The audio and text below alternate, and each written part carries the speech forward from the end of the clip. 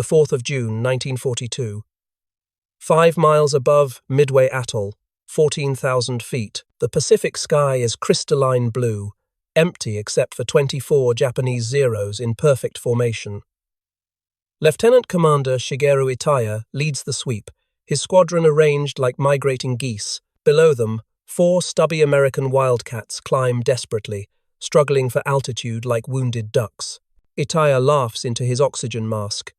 The Americans are flying Grumman F-4F Wildcats, flying barrels, the joke of the Pacific. His Zero can climb twice as fast, turn 3 times tighter, fly 50 miles per hour faster.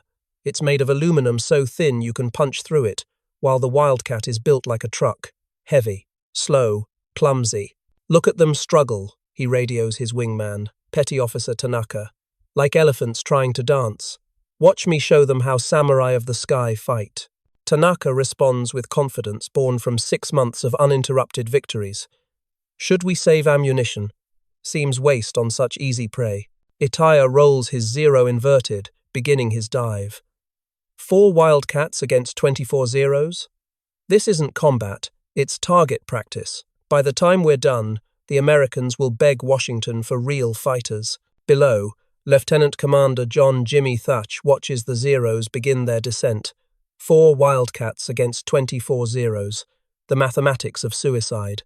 But Thatch grips his stick and smiles grimly. In his cockpit, tucked beside the throttle, is a piece of paper with lines and arrows, a diagram born from kitchen table experiments with matchsticks, a theory about to face reality. What Itaya didn't know was that those 4 lumbering Wildcats were about to execute a defensive maneuver so revolutionary that it would rewrite fighter combat doctrine forever. The matchsticks were about to set the sky on fire. San Diego Naval Air Station. The 20th of December 1941, 2 weeks after Pearl Harbor. Jimmy Thach sits at his kitchen table at 2 a.m., unable to sleep. Before him, a bottle of bourbon, an ashtray full of cigarettes, and dozens of burnt matchsticks arranged in patterns. His wife has gone to bed hours ago. He's been here every night since Pearl Harbor. The problem is simple and terrible. The Mitsubishi Zero is superior to the Wildcat in every measurable way. Zero climb rate, 3,100 feet per minute. Wildcat, 1,950. Zero maximum speed, 331 miles per hour. Wildcat, 318.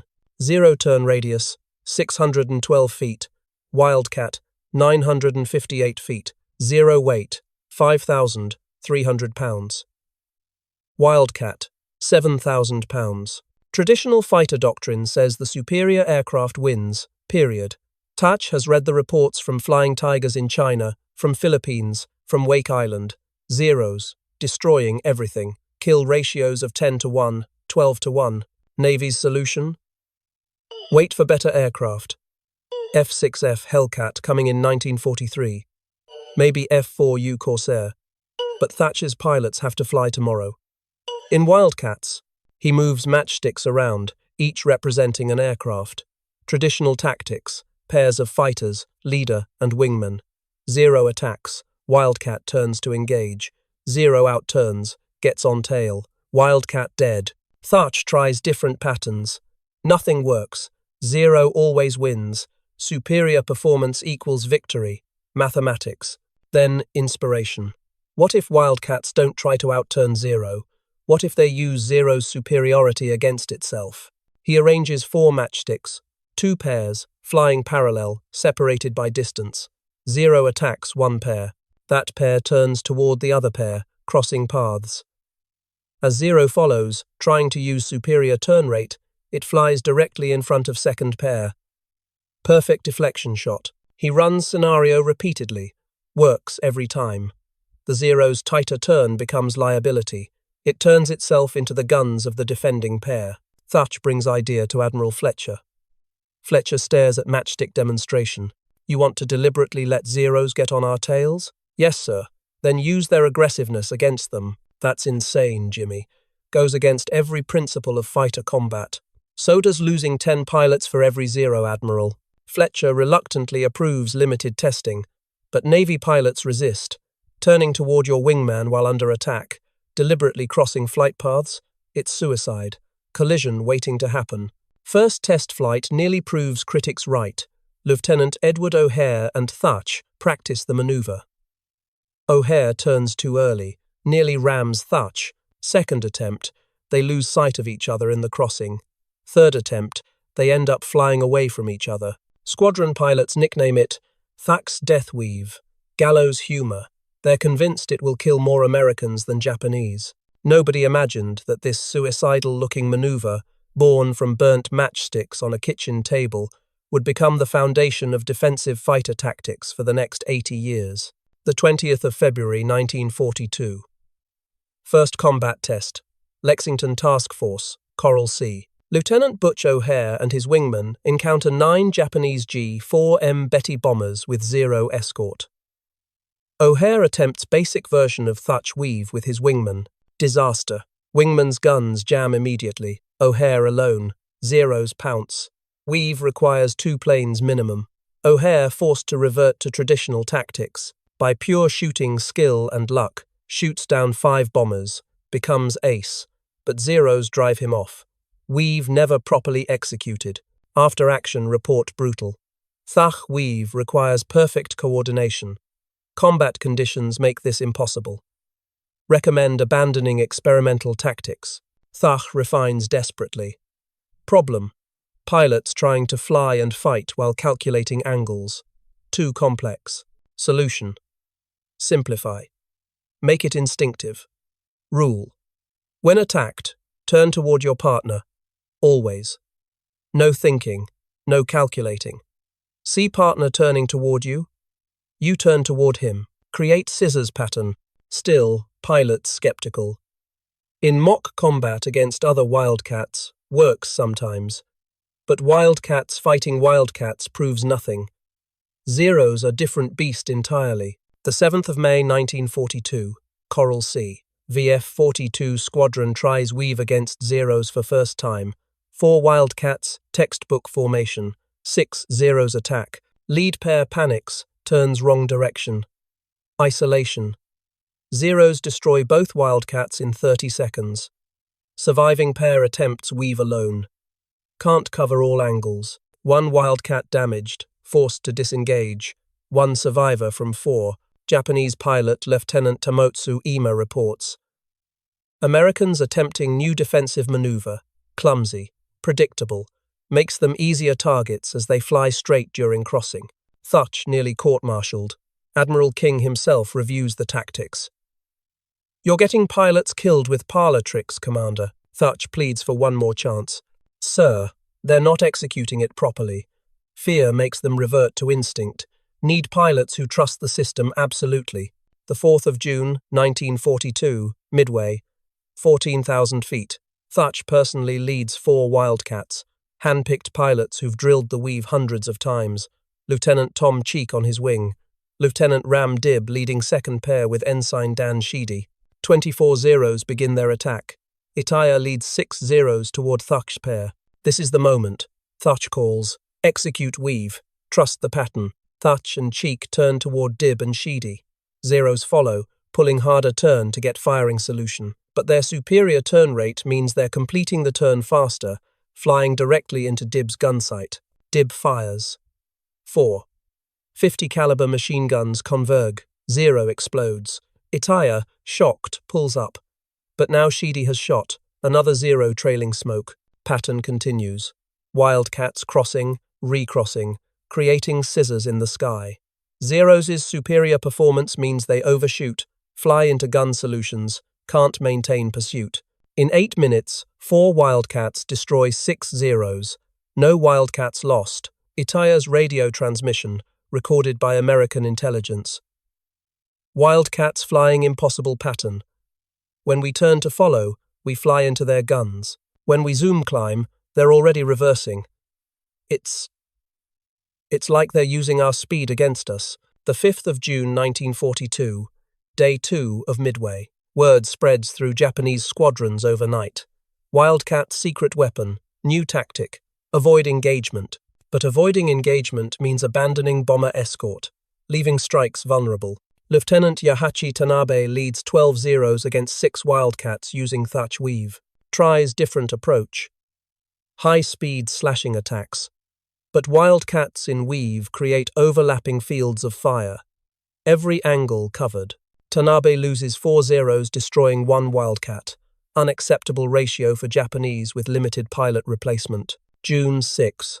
Japanese Naval Intelligence Analysis. American F-4F, employing revolutionary defensive tactic. Aircraft work in mutually supporting pairs.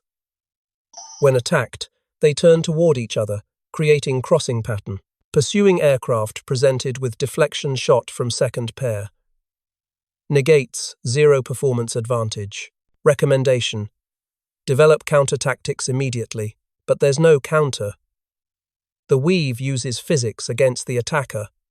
The better the pursuing aircraft's performance, the more quickly it flies into the defender's guns. By August 1942, every Navy Wildcat squadron drilling Thatch Weave daily. Kill ratios shift dramatically. Pre-weave, 1:0 favoring 0. Post-weave, 1.5:1 favoring 0. By October, near parity. 0 pilots develop phobia of scissoring Wildcats. Report after report. Wildcats no longer fight like Wildcats. Lieutenant Commander Tadashi Nakajima, ace with 16 victories. The Weave destroyed our confidence.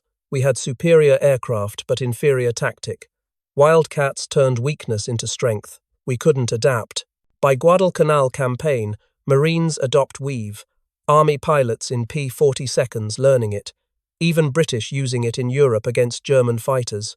The Thatch Weave proved tactical innovation trumps technological superiority. Japanese philosophy. Superior aircraft creates superior pilot.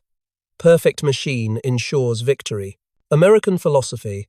Average aircraft with superior tactics beats superior aircraft with average tactics. The Weave also demonstrated American adaptability. Faced with inferior equipment, Americans didn't wait for better equipment. They invented better tactics. Japanese ace Saburo Sakai admitted after war, "We spent years perfecting the 0. Americans spent weeks perfecting tactics to defeat it. We built better plane. They built better system." Revolutionary impact. The Weave worked with any aircraft. Didn't require superior performance. Only required trust and coordination. Democratic tactic. Equalizer. Thatch himself explained, "Japanese believed in the individual samurai, one superior warrior defeating many.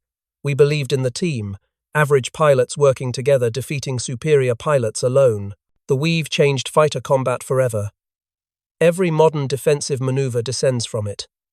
Barrel roll defense, high-low, yo-yo, lag displacement roll, all variations of Tuck's Matchstick inspiration. The 15th of August, 1945. War ends. Lieutenant Commander Shigeru Itaya survived Midway but died over Guadalcanal, shot down by Wildcats executing Thatch Weave. His final combat report.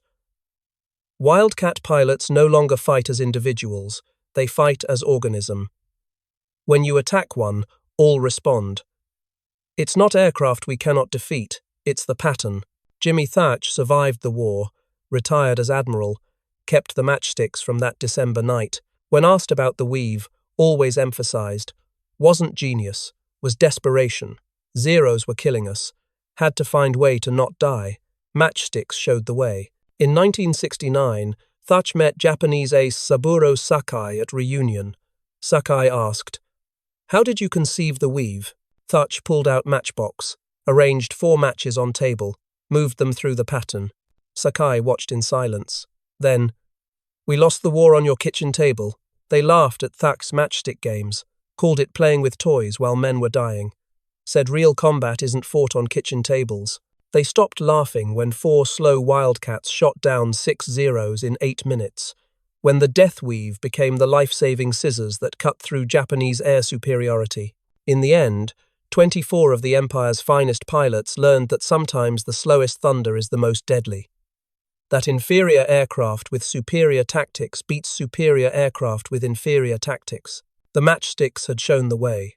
4 wooden sticks on a kitchen table defeated the engineering marvel of the Japanese Empire, because in war, it's not the aircraft that fights, it's the idea.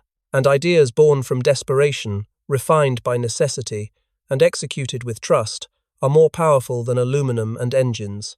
The scissors cut through the sky, the zeros fell like autumn leaves, and the Pacific sky belonged not to the samurai, but to the elephants who had learned to dance.